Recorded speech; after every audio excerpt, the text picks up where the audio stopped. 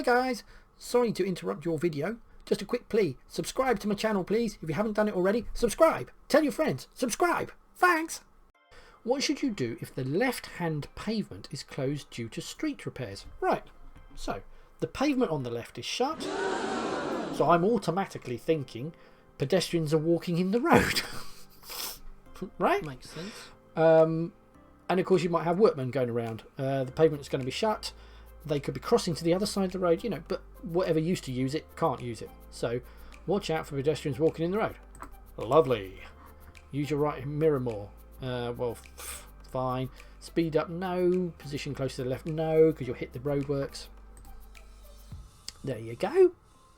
It's not, you know, it's not an unreasonable assumption that if the place where pedestrians walk isn't available anymore, they're going to be walking in the road. So you just got to take this extra one step. That's all there with your mind.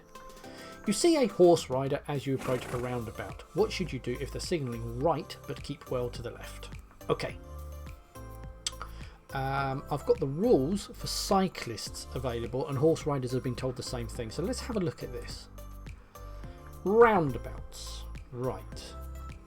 Rule 77. You may feel safer walking your cycle around on the pavement or verge. If you decide to ride around keeping to the left, you should be aware that drivers may not easily see you.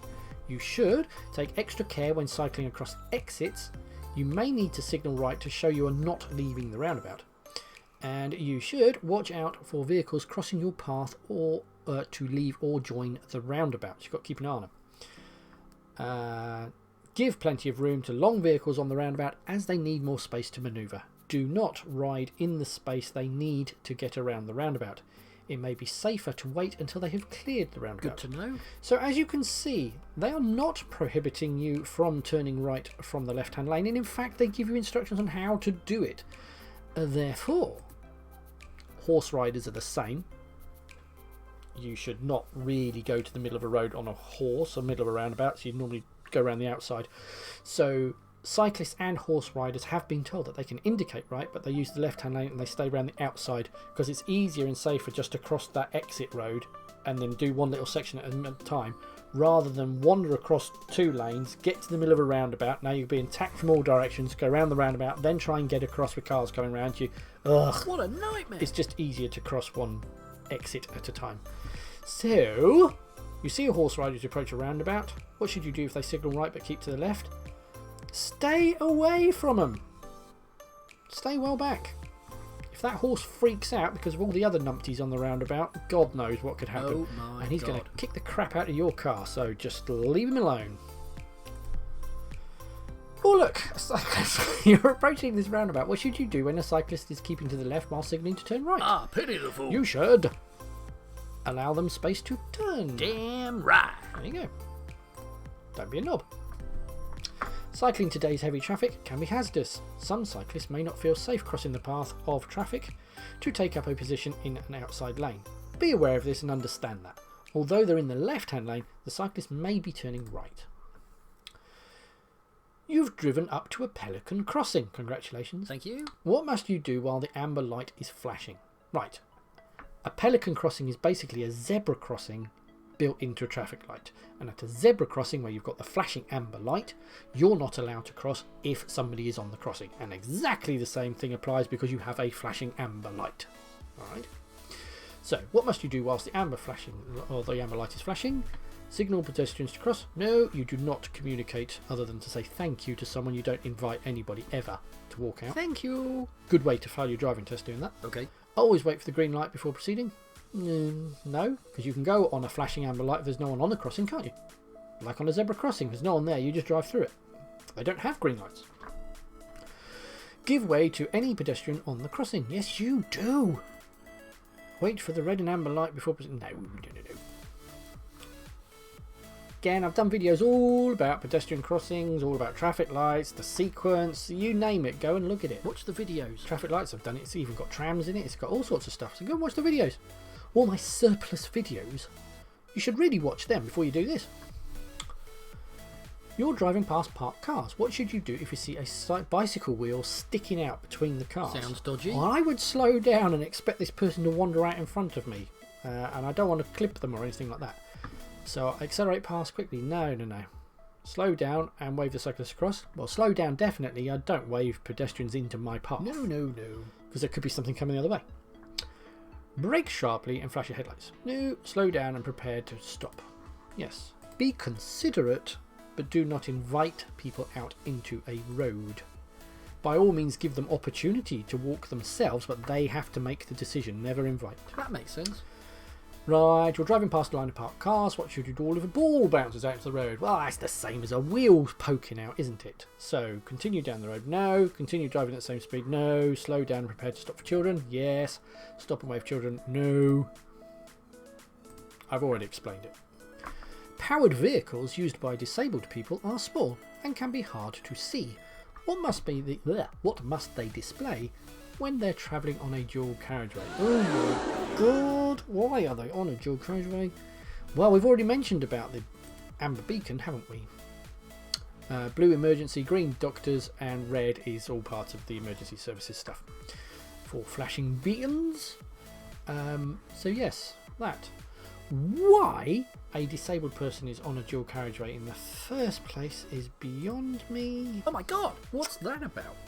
They've got to be mad. Mind you, cyclists can go on dual carriageways, so you know, I think they're mad as well. Why do motorcyclists wear bright clothing? So that they don't die, so that we can see them. That's basically it. Like, yeah. Colours are popular to make them more visible. Ta-da! See and be seen. That's why they put their lights on as well, you know. They don't want to get squashed. Why should you allow extra room while overtaking a motorcyclist on a windy day? Well, they're a cyclist, and so if there's a strong gust of wind, they could get blown across in front of my car. That's what I'm thinking. They could be blown around. So give them extra room. So if they are blown off course, I still don't hit them. That's the idea. The rider may turn off suddenly to get out of the wind. No. The rider may be blown in front of me. Yes, they may. The rider may stop. Well, they might, but that's got nothing to do with the windy day, has it? The rider may be travelling faster than normal. Again, nothing to do with the wind. All of these things are true. It could happen, but read the question. It's got to relate to the question. A lot of people answer these questions incorrectly because they don't relate them to the scenario. You're about to overtake a cyclist. Why should you leave them as much room as you would give a car? Basically, if they crash and burn, the height of a cyclist is greater than the width of a car. So if a bicycle falls over and crashes in the road, he's going to take up the entire left lane. And if I come blatting past at that point, I'm going to squash him because I'm just going to go straight over him. So also the wind that comes off my vehicle will blow them around as well. Again, I've done a whole video about overtaking. The topic of overtaking is enormous. So, you know, go and have a look at it. Watch the video. Right, so cyclists might speed up, well they might. The cyclist might get off their bike, well they might. The cyclist might be unsettled if you pass them too near. Oh yes. When they say unsettled, I don't think they mean, oh, I'm scared. I'm thinking the wind that comes off my car can buffet them and blow them around. That's what I'm thinking by unsettled. Yeah, I'd go with that. Just come on! Before overtaking, assess the situation well ahead and see whether the cyclist will need to change direction. Be especially aware of a cyclist approaching parked vehicles as they need to alter course. Don't pass too closely or cut in sharply as this could unsettle the rider. You've stopped at a Pelican Crossing. What should you do if a disabled person is crossing slowly in front of you and the lights change to green? The law is, if there is a pedestrian on a crossing, you aren't allowed on the crossing. Simple. Think of a pedestrian crossing like an inflatable pavement. So as soon as somebody's foot is on it, it inflates and it is a pavement, and therefore you're not allowed to drive on a pavement. But as soon as the pedestrian's foot comes off that thing, then it deflates and it becomes the road again. So if there's anybody on the crossing itself, then you are not allowed on the crossing. Okay, thanks. So wait for them to finish crossing. Good to know. There you go. You're about to reverse into a side road. What should you do if a pedestrian is waiting to cross behind your car? Oh my god! Right. What do I do? Well, look what we got. What do I do? Give way to the pedestrian. That makes more sense. Yeah, that's logical. All right. Again, this is all about consideration. That's what this topic is. Absolutely. So if you look at that, wave to the pedestrian to stop. Well, you could. But at the end of the day, you're the one doing the manoeuvre, so therefore you should be considerate. And if anybody else is trying to just get on with their journey whilst you're doing a manoeuvre, you should stop, let them go, and then you can carry on your manoeuvre. So, as the decent thing to do, I believe, would be give way to pedestrians. You could warn them, reverse before the pedestrian. Again, you see, this lot is all about you being selfish and going, no, I'm driving the car, I'm more important. Whereas these questions and what we want as a driver, we don't want you saying I'm more important. We want you being considerate and caring for other people around us. So, And absolutely lovely. so that one. If you need to reverse into a side road, try to find a place that's free from traffic and pedestrians. Look all around before and during the manoeuvre. Stop and give way to any pedestrians who want to cross behind you. Avoid waving them across, sounding the horn, flashing your lights, or giving any signals that could mislead them and create a dangerous situation. Again, and just reiterate on the driving test, if you just try to get people to do anything other than thank you, you are running the risk of failing your driving test. Just don't do it. What should you do when you see these horse riders in front? Well, they're there. I would be out here travelling slowly. Damn right. And if this thing starts to bounce up and down and basically be an idiot, then I would be stopping. Yeah, that's logical. Alright? So pull out to the middle of the road. That's here. I would say no, you want to be out here. Slow down and be ready to stop. Absolutely. Switch on your hazard warning lights. No, not really. Give a right turn signal. No, won't help. You slow down, slow and wide. The official thing is 2 metres and 15 miles an hour, according to the Royal British Horse Society. Something like that. Good to know. Yeah. Go wide.